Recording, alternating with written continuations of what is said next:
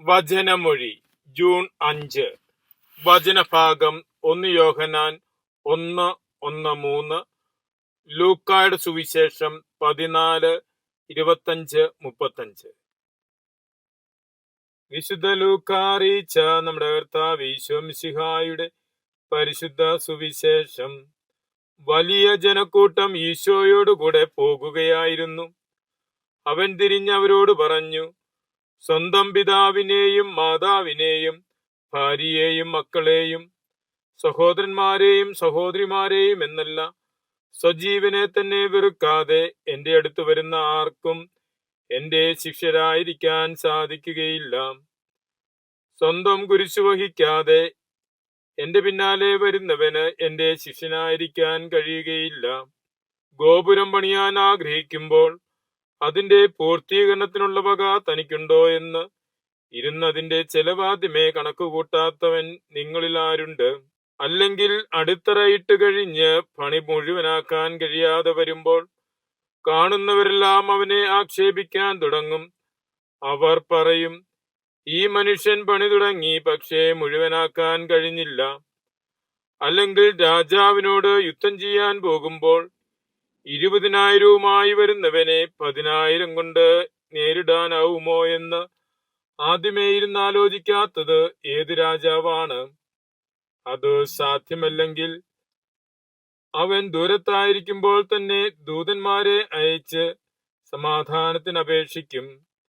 ഇതുപോലെ സ്വന്തമായുള്ളതെല്ലാം ഉപേക്ഷിക്കാതെ നിങ്ങളിൽ ആർക്കും എന്റെ ശിഷ്യനാവുക സാധ്യമല്ല.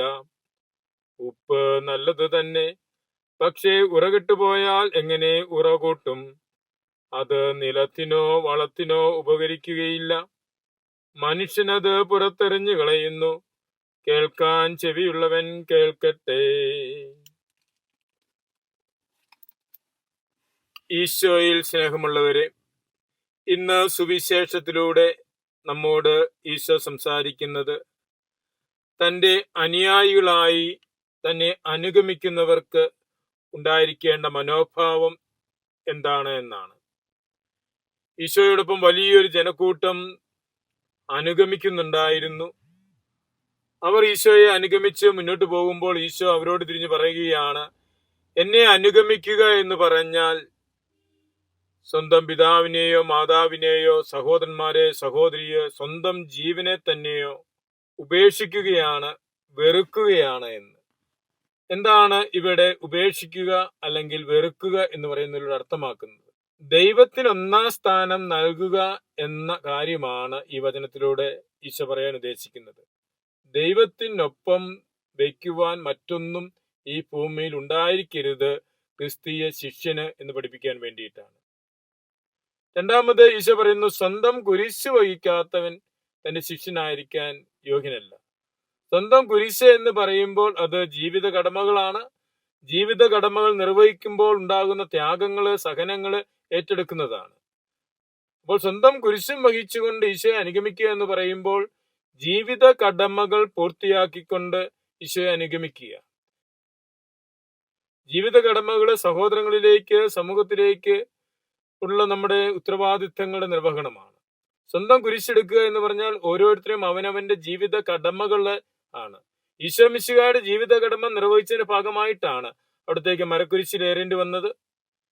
നമ്മുടെയും ജീവിത കടമകൾ നിർവഹിക്കുമ്പോൾ അത് മിശിഹായുടെ പിന്നാലെ കുരിശുമായുള്ള യാത്രയാണ്.